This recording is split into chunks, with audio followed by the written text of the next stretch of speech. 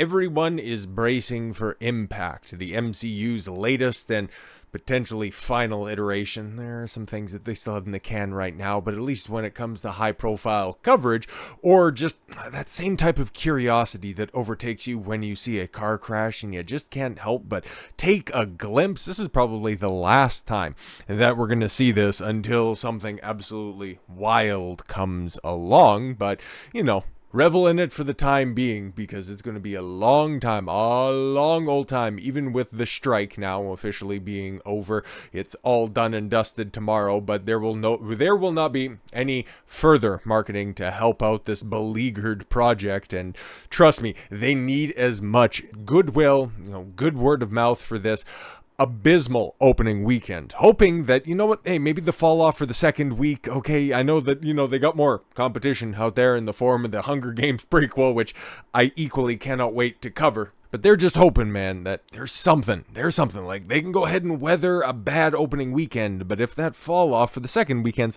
not all that bad, I might be able to mitigate something, build off of that. You already hear all of the scuttlebutt, which has now been proven because people have had the misfortune, disfortune, or in some cases, a really fun time at the cinema across the pond. And tomorrow, well, you'll be able to go to your local theater and catch it for yourself.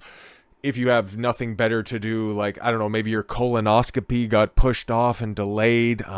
You've dropped off your girlfriend so she can go spend some time with her boyfriend. Like, I don't know what would drive you to go and see this, because, well, I don't see anything even remotely exciting about this. That's why I've kind of posited the idea. Is it possible that the Marvels actually performs worse than Aquaman 2? Because at least Aquaman 2 has something that you can root for. Most people just kind of like, or just have a general appreciation, or even still are kind of even keel when it comes to Jason Momoa. This time around, the plot sounds like ass. The characters are undefined at best and insufferable at worst, and none of the actresses have star power. Like, Brie Larson is one of the most head-scratching Oscar winners that you're likely to ever see. She's not putting anybody in the seats. Case in point, $140 million global opening for a film that has a production budget north of $300 million, and marketing budget that's going to be north of $150 million, meaning that this film, in order to break even, is going to need somewhere in the realm of a $700 to $800 million global box office by the end of its run, which a lot of people are looking at. This thing will be lucky to make back its production budget. This is going to be bad. Marvel's with $140 million global opening, not expected to be marvelous at the weekend box office, according to the previews. Here's something we don't see often: opening projections plummeting for a Marvel Studios movie. Latest sequel to the 2019 billion-dollar blockbuster, Captain Marvel: The Marvels, which is kind of funny. Never see one talking about a billion-dollar movie get a sequel and it not be a direct sequel. No, it's totally fine. That was all in the plans the entire time, right? Which is also an extension of the Disney Plus series WandaVision, Ms. Marvel, Secret Invasion. And in order for the mid-credit scene to resonate with you, you have to have watched kind of the rest of the D+ content, and Ant-Man and the Wasp, and then, X-Men The Last Stand in order to get the post-credit scene. Oh, and also Multiverse of Madness. Guys, it's not good. It's really not good. But it has seen its weekend forecast collapse from $75 to $80 million 3 weeks ago to around $60 million. Or some people are putting it at about $50 million, meaning that there's a possibility that the fucking Flash ends up making more money than this. Equal budgets, very similar production cycles, and fucking DC, the laughingstock of superhero films throughout the entire time that they were the king of the box office, ends up going out on top in a year of absolute flops across the board. Sans Barbie, sans Oppenheimer, sans Super Mario Brothers, everything else dying a slow, pitiful death. The Marvels could very well end up being that cherry on the turd sundae. But like I said, the early reviews are in finally. The review embargo dropped earlier this morning, and well, if you're a fan of The Verge, reports of the Marvels being good have not been greatly exaggerated. Nia DaCosta's Captain Marvel sequel stands head and shoulders above its predecessor. Do you even fucking remember it, even if you did watch it? With a big-hearted story and a trio of performances that'll remind you how much fun comic book storytelling can be. Or, if you're more on the side of the New York Post, the Marvels review, the worst MCU movie yet. Oh, for fuck's sakes, okay? But what about Rotten Tomatoes? And I've seen this vacillate with a couple of different scores here earlier today. It started out at 55%. I've seen it peak at 56% and then drop down to 54%. But now it's sitting at a cool, crispy 59%, which is, yeah, that's rotten. That's rotten, and it's not good. And as I pull this up right here, we got the all critics at 59%, and then the top oh, fuck, it's really not that good. 43%. But that's all right. I'm sure that the audience is going to swoop in and be able to fill in the gaps that have been less than adequately filled out by the not so complicit Access Media anymore. Very strange, but the Marvels divides movie critics. Breezy fun versus abject misery. Yeah, it's really not good, guys. Will the Marvels reverse Marvel's recent run of meh? Yeah, it technically will, because a lot of people are saying it's, oh my god, it's come in and it's saved Marvel. Which will be funny to hear from the people that were saying that Phase 4 was so good, to come in and say that this one right here, or this is the template that we need to use moving forward. This right here is the blueprint to cure you from that feckless formula that plagued Stage 4, as opposed to the other people that saying meh. Meh's a bit of an overstatement.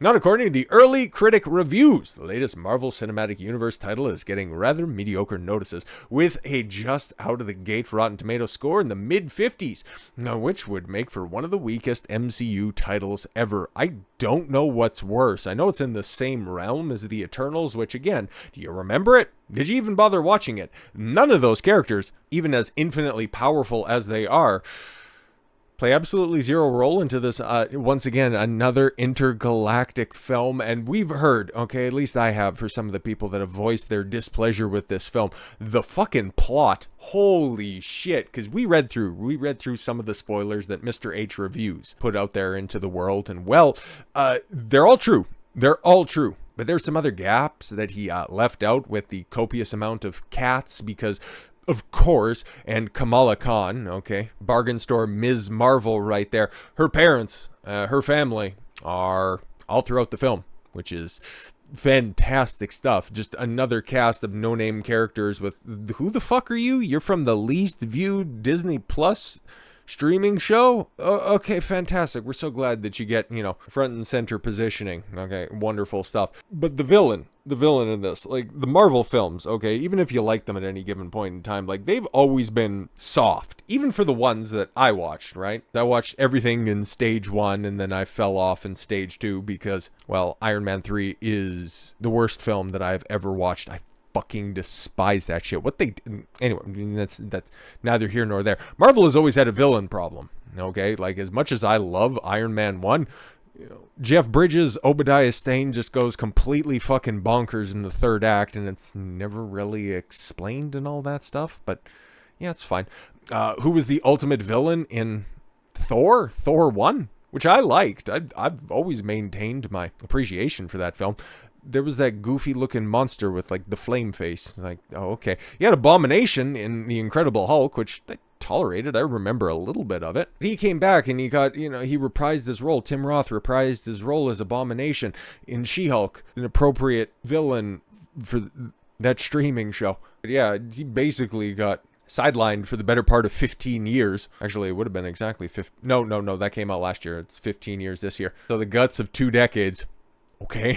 And then everything else, like you're just the revolving door of villains sans Loki and Thanos. But this one right here might end up taking the cake for one of the dumbest motivating factors, okay? Yeah, because Captain Marvel right there, Brie Larson, emotion extraordinaire. She blew up the Kree homeworld, which is what Darben is so concerned about reestablishing, because Apparently the Kree are like a Jewish allegory, so they've been kicked off 109 planets, and they're just really trying to find the one place where they need to be. So Dar-Ben leading the charge in order to try to resuscitate their home world, going from place to place, stealing resources, which is maybe hits a little bit too close to home for my previous analogy. But anyways, no, they're going to different worlds, okay, to take all the water from one of the worlds, which is...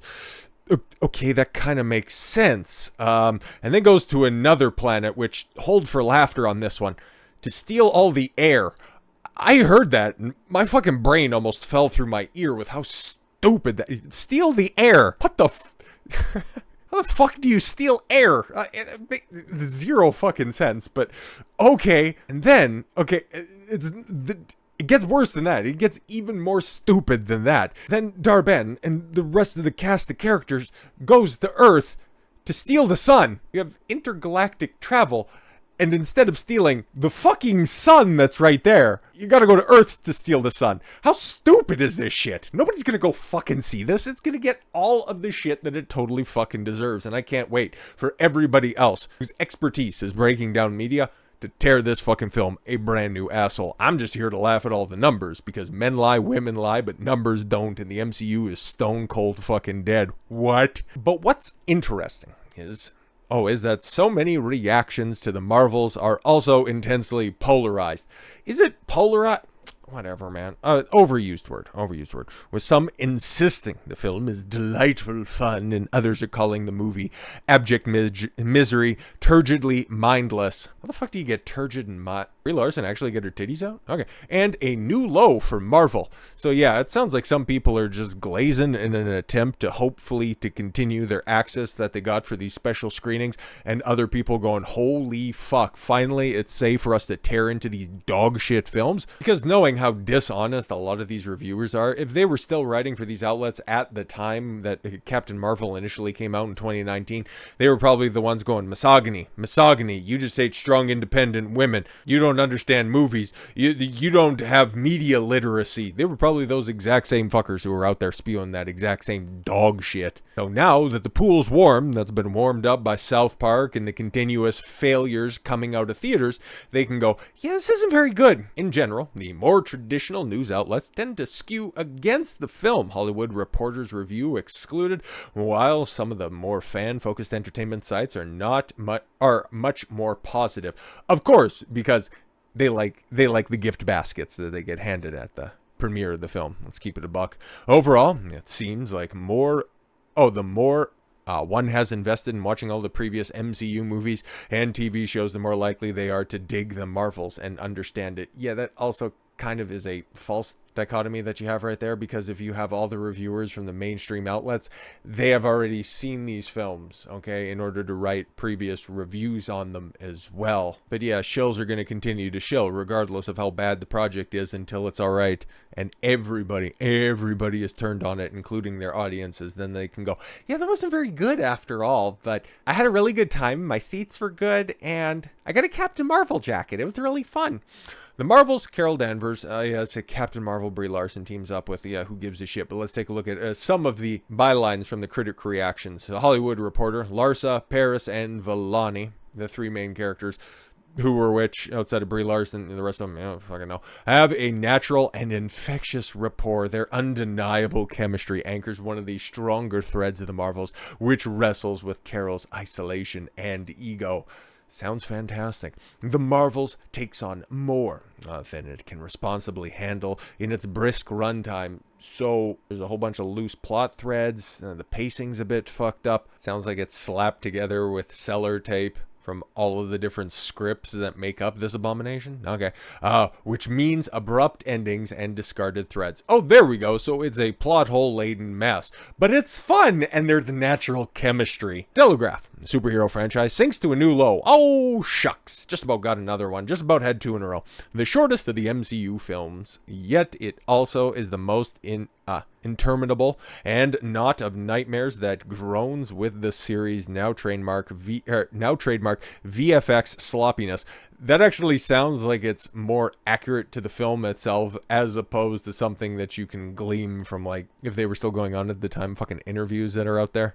That's like, oh no, they have infectious rapport, everything's great. it's just a little bit of a mess. Meanwhile, the Telegraph is like, yeah, you know, all of those dog shit CGI scenes that you've been seeing, there's even more of them when you sit down and watch this disaster.